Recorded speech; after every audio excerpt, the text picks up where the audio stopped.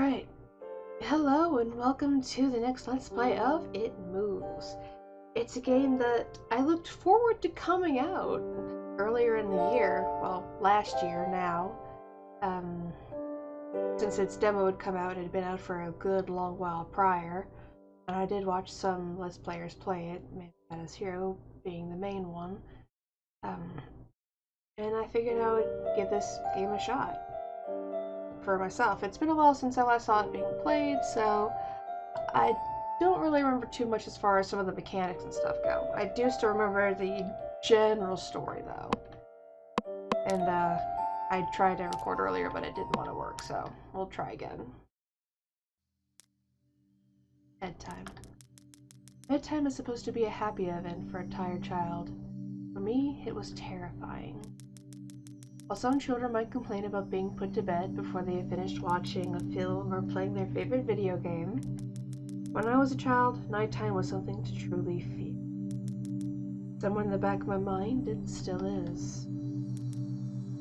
This is me. One second, I have another message because people seem to think that right now is the best time to be messaging me.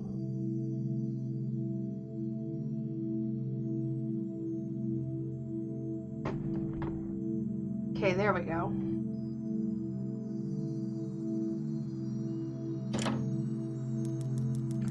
I cannot prove that what happened to me was objectively real, but I can swear that what I experienced was genuine horror. A fear in which in my life, I'm glad to say, has never been equaled. I will relate it to you all now as best I can. Make of it what you will, but I'll be glad just to get it off my chest. This is my brother's room. He told me yesterday to keep out of the room that we had both shared until then. The mountains?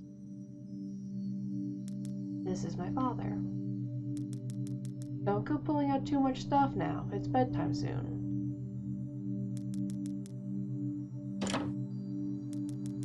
I can't remember exactly when it started. My apprehension towards falling asleep seemed to correspond with my being moved into a room of my own. This is my mother. How do you like your new room? Soon you'll be sleeping alone for the first time. Nothing interesting. Mom's toy drawer. Boxes. Ventilation.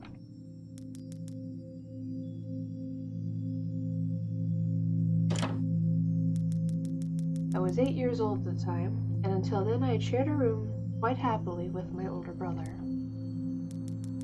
As is perfectly understandable for a boy 5 years my senior, my brother eventually wished for a room of his own, and as a result, I was given the room at the back of the house. As my brother was given a new bed, I was given the bunk beds which we used to share. While I was upset about sleeping on my own, I was excited at the thought of being able to sleep in the top bunk, which seemed far more adventurous to me.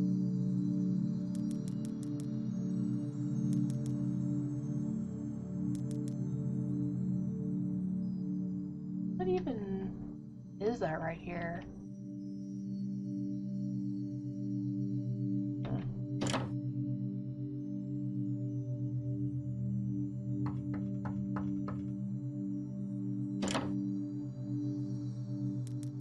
Alright, it's bedtime. Already? Yes, adults need their sleep, you see. You'll be sleeping alone for the first time. You excited? Yes, Mom.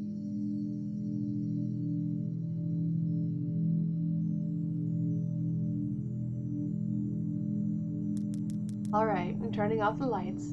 Good night. Good night.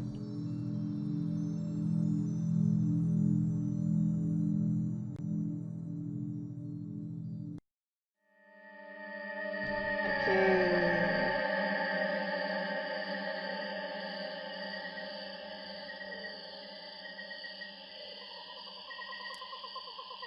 And of course, and we'll save over that.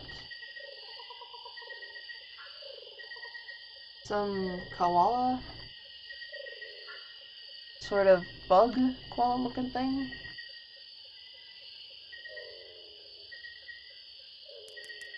My water hole, the water's dirty, probably not a good idea to drink it.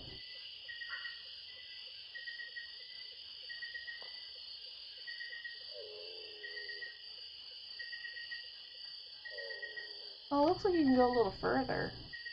Oh wow. Where's the little monster dude up on top?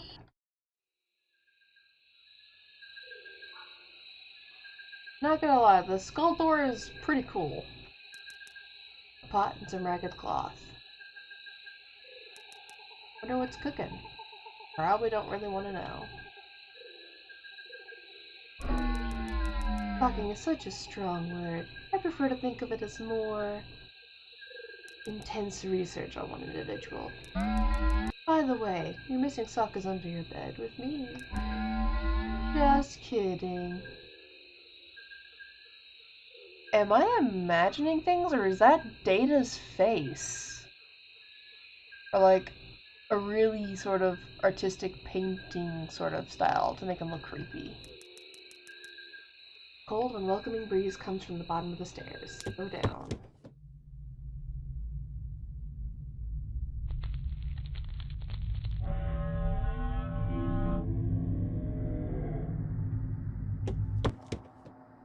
Great. It gone.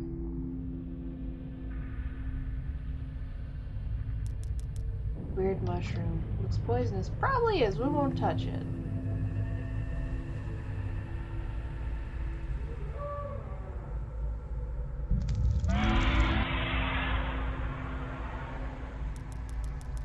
A red liquid is seeping out from the mushroom hut.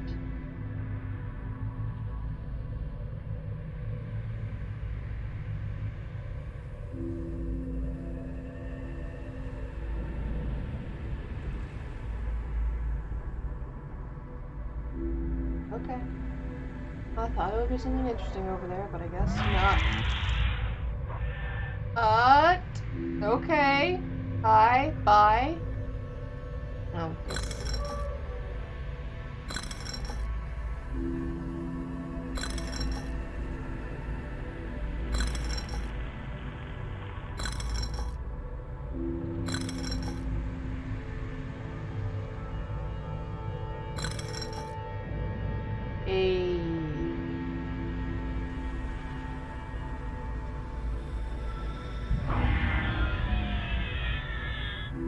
Not gonna look.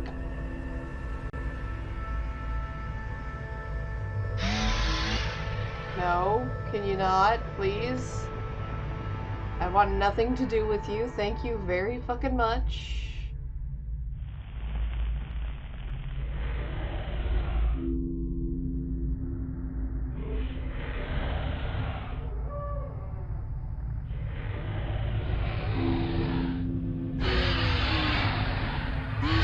Keep moving. Keep moving. Oh, the thing still looks so damn weird. Ah, no. Oh, shit. Well, down we go.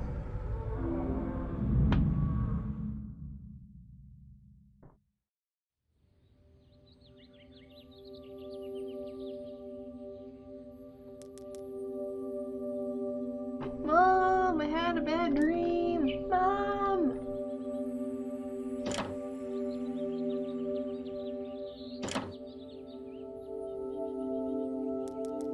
Mom, I had a bad dream.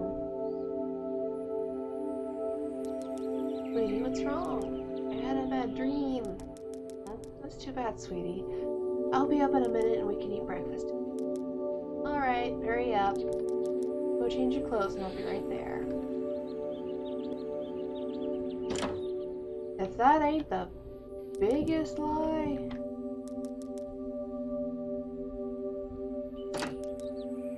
Locked, stupid bro.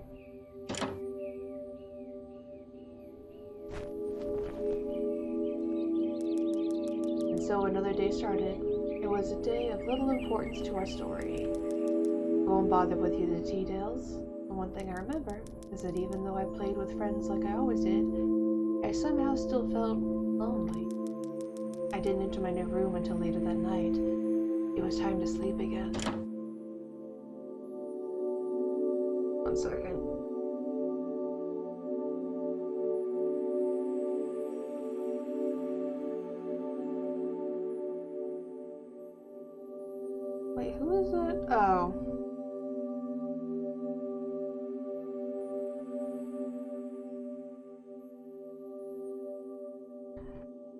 It's always when you're trying to do stuff that people want to message you, isn't it?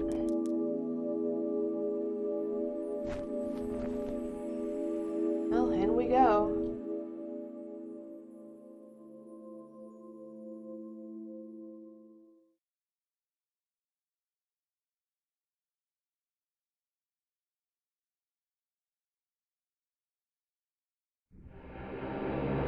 Labyrinth.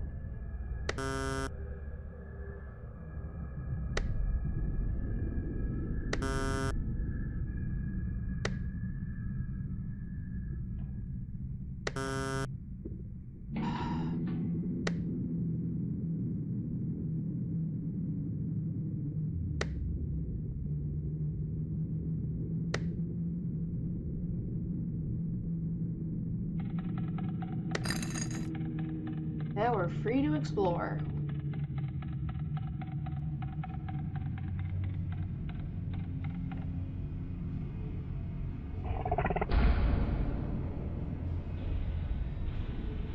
Oh, that's lovely.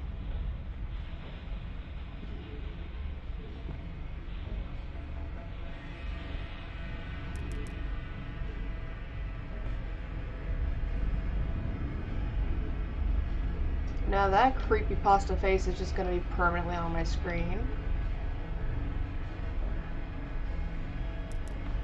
On a poster.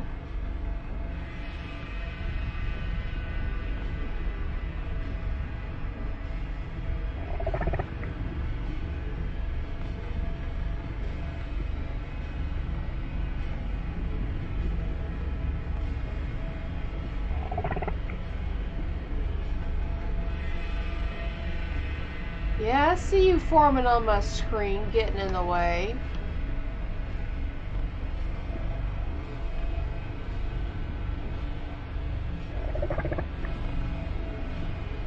I don't know why I'm finding these men in red coats, but you know what, okay, that's fine. This is fine, this is totally fine.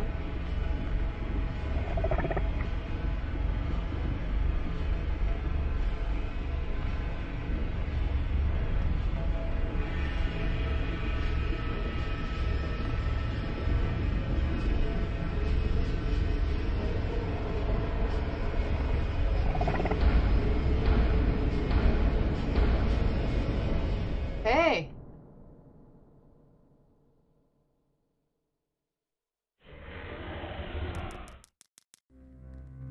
When you awaken from a deep sleep to something moving or stirring, it can take a few moments for you to truly understand what is happening. The fog of sleep hangs over your eyes and ears, even when lucid. Something was moving. There was no doubt about that. At first, I wasn't sure what it was. Everything was dark, almost pitch black, but there was enough light creeping in from outside to outline that room. Two thoughts appeared in my mind almost simultaneously. The first was that my parents were in bed because the rest of us lay in both darkness and silence. The second thought turned to the noise which had obviously awoken me. That was it. Bed sheets rustling in the dark and someone breathing. As if some disturbed sleeper was attempting to get all too comfortable in the bottom bunk. I lay there in disbelief, thinking the noise was either my imagination, or perhaps just my pet cat, finding somewhere comfortable to spend the night. It was then that I noticed my door, shut as it had been as I'd fallen asleep. Perhaps Mom had checked in on me and the cat had snuck into my room then. Yes, that must have been it. I turned to face the wall. closing my eyes in the vain hope that I could fall back to sleep. As I moved, the rustling noise from underneath me ceased. I thought that I must have disturbed my cat, but I quickly realized that the visitor in my bottom bunk was much less mundane than my pet, trying to sleep and much more sinister. As if alerted to and disgruntled by my presence, the disturbed sleeper began to toss and turn violently, like a child having a tantrum in their bed. I could hear the sheets twist and turn with increasing ferocity. Fear then gripped me, not like the subtle sense of unease I had experienced earlier, but now potent and terrifying. My heart raced as my eyes panicked, scanning the almost impenetrable darkness. I let out a cry. As most young boys do, I instinctively shouted on my mother. I could hear something stir on the other side of the house, but as I began to breathe a sigh of relief that my parents were coming to save me, Punk Benson suddenly started to shake violently as if gripped by an earthquake, scraping against the wall. I could hear the sheets below me thrashing around as if tormented by malice. I did not want to jump down to safety as I feared the thing in the bottom bunk would reach out and grab me, pulling me into darkness, though I stayed there, white knuckles clenching my own blanket like a shroud of protection. The wait seemed like an eternity. "What's wrong? Did you have a bad dream?" I cried, and my mother consoled me. Tears of fear, followed by relief, streamed down my face. Yet, through all of the horror and relief, I did not tell her why I was so upset. I cannot explain it, but it was as though whatever had been in that bunk would return even if I so much as spoke of it. Whether that was the truth, I do not know, but as a child, I felt as if that unseen menace was close. My mother lay in the empty bunk, promising to stay there until morning. I remember the next day wanting to go anywhere, be anywhere, but in that suffocating room. It was Saturday and I played outside, quite happily with my friends. Although our house was not large, we were lucky to have a long sloping garden in the back. We played there often, as much of it was overgrown, and we could hide in the bushes, climbing the huge sycamore tree which towered above all else, and easily imagine ourselves in the throes of a grand adventure. As fun as it all was, occasionally my eye would turn to that small window in my room. Ordinary, slight, and innocuous. But for me, that thin boundary was a looking glass into a strange, cold pocket of dread. Outside, the lush green surroundings of our garden filled with the smiling faces of my friends. Inside, the feeling of something in that room, watching me play, waiting for the night when I would be alone, eagerly filled with hate. It may sound strange to you, but at the time, my parents ushered me into that room the night I said nothing. I did not protest. I didn't even make an excuse as to why I couldn't sleep there. I still felt that this thing would be enraged if I so much as spoke of it. Another night